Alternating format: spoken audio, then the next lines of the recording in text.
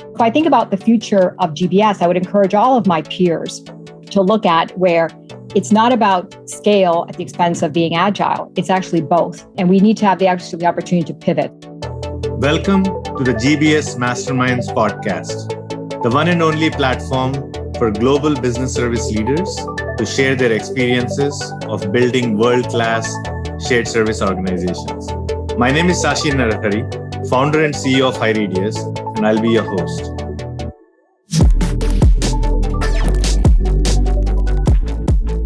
Today, I'm honored to host Angela Mangiapane, a GBS leader with 30 plus years of experience. Angela has had a very inspiring career where she made her way from an analyst to president of Mars Global Services. Mars is a 35 billion revenue company. Everyone knows the famous M&M brand. Currently, Angela leads a team of 3,000 plus associates at their GBS centers. Angela, thank you so much for joining us. Welcome to the show. Thank you, 𝗔𝗯cie. It's great to be here. Angela, you had an inspiring career at Mars. You started off as an analyst, and then now you are the president of Mars Global Services. Tell us a little bit about your journey. Sure. Maybe I'll provide a little bit of context first. So I'm Canadian, born and raised in Toronto, a daughter of Italian immigrants who actually came to Canada back in the early 60s.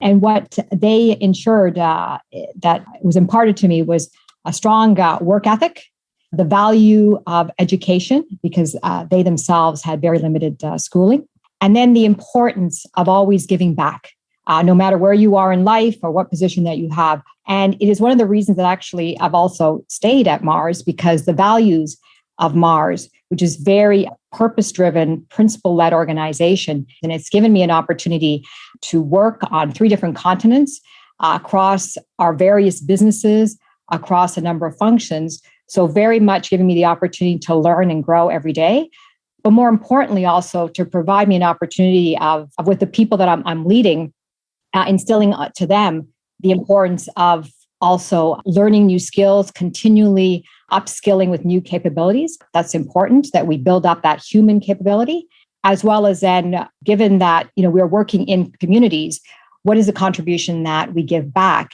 And certainly, throughout my career at Mars, very much have been focused on female mentorship. And actually, quite recently, over the past several months, the Mars platform has given me this wonderful opportunity to participate in what is the 𝗂𝘁 Foundation. And this is an organization that is all about eradicating gender-based violence. So again, my journey has one that has given me the opportunity to not only be professionally fulfilled, but very much given me the opportunity to fulfill my own personal goals that I have. Yeah, amazing. I'm sure it's a very fulfilling career and ongoing. So I'm going to switch gears to your GBS role. So I guess we talking about the $6 million questions that every GBS head should know. I'm going to start with the first one. Okay. What is your view of the future of GBS? And specifically in terms of considering various GBS processes, as you know, that you handle. Sure. Mm-hmm. Which ones would you engage your own associates, and where would you bring in third-party experts? Yeah. That's a great question. And I'll answer it twofold. One is that the pandemic actually caused us a great opportunity to shine. And I would say it also gave us an opportunity to bust perhaps some of the paradigms. So if I think about historically, when you think about scale, a lot of people associated with it must be big and therefore it must be slow. And instead, when the pandemic came, we were able to quickly mobilize the office-based workforce, work from home. We had over 40,000 people that started suddenly overnight, had to work from home. We were able to close the books, not only meet our dates that we always had, but if anything, the quality actually improved. The paradigm shift is all of a sudden, we realized that we wouldn't have been able to have done that if we didn't have the scale. But the scale also did not mean to be slow. The scale meant we had to be agile. We had to go at pace.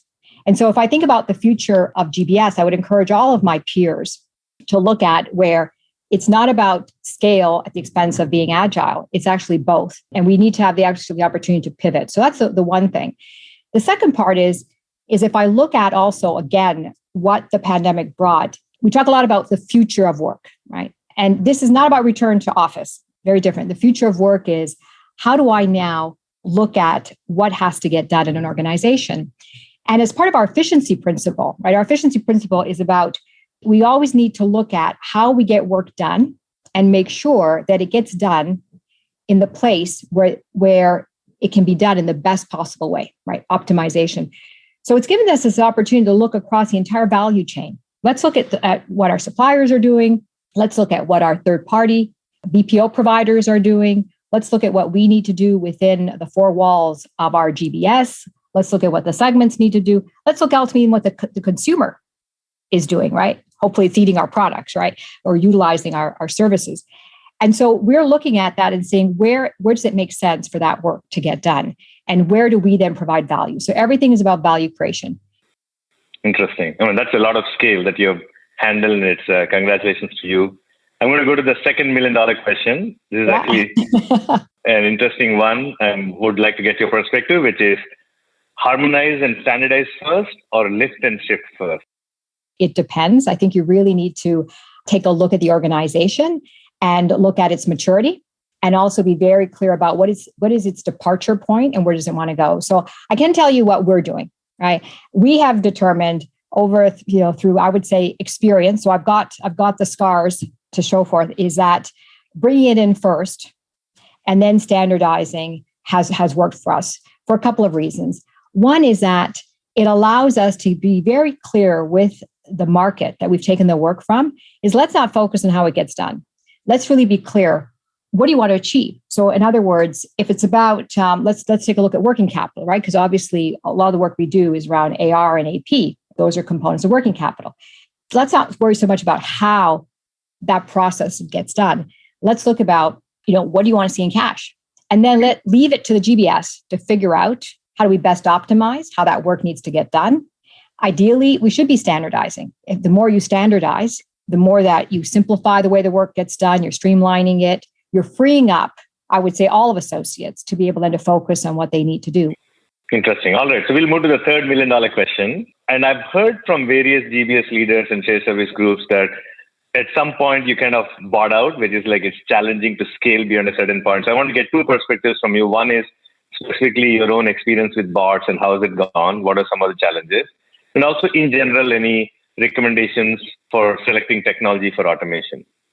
Yeah, that's a great question. I think a lot of it will tie back to even what we talked about standardization. But the analogy I'd like to give you is, so I learned how to swim very late in life. I was 18 when I learned how to swim. And I remembered part of the test, I had to go onto the diving board, and you had to jump. I would say we were unconsciously incompetent, right? We didn't know what we didn't know, right? But we figured we're going to learn. And so rather than waiting until we all figured it out, we started with use cases. We did some sprints and so forth. And what we found is, indeed, we were able to free up people's time. In other words, yes, we automated a process, and therefore that person did not have to work on it. But what we also found is that if all you're doing is automating the existing processes that actually create a lot of frustration, they're not the most efficient. We're not really going back and saying, how do I actually do this better? All you're doing is you're still creating inefficiency, except that you're doing it faster. We use Celonis, for example. We put it into our systems, and they found out we were doing things over and over again. So to me, there was a huge opportunity to really optimize the work that was being done, and then you automate that. So that was one area. The other area, though, that I have to say I'm really excited about recently is the work that we're doing on AI. And actually, we're doing a lot of that with HighRadius, in that what we're doing is we're looking at our customer behaviors, their patterns, and able to use that to say, okay, when a remit comes in, is that something that is applied to just an invoice that's come in, or is it actually now going to be part of a dispute? We saved about 50% of associates' time trying to figure that out and redirecting their work to actually addressing the dispute right away. And that, again, has accelerated our cash coming in, because then when you resolve disputes, you then can either you know where it needs to be booked, or you have an opportunity to convert that non-working dollars back into working trade dollars for the customer. So that's been just a few of the examples. We've used it for credit and risk and scenario planning. So really excited about those areas. And again, all that could not have happened if we simply just looked at how do I just replicate what I'm doing today and doing it through automation to let me actually get to the root cause of the issues, and let me use AI, let me use automation to help me make a difference. the $1 million question for GBS leaders. Okay. Cost cutting, GBS being just a pure cost cutting to becoming a revenue driver. What is your secret recipe for transforming to a revenue growth strategy, especially with a large and diverse GBS workforce that you have? Well, I think first and foremost, when I took over the GBS here at Mars, and it was a bit of a reset strategy, we needed to really transform it. I refused to call it a back office. I refused to have us only look at it from a cost perspective. I would argue that cost, quite honestly, is everybody's business. I mean, any function in a business, it would be a misuse of funds if they didn't look at being very cost efficient, right?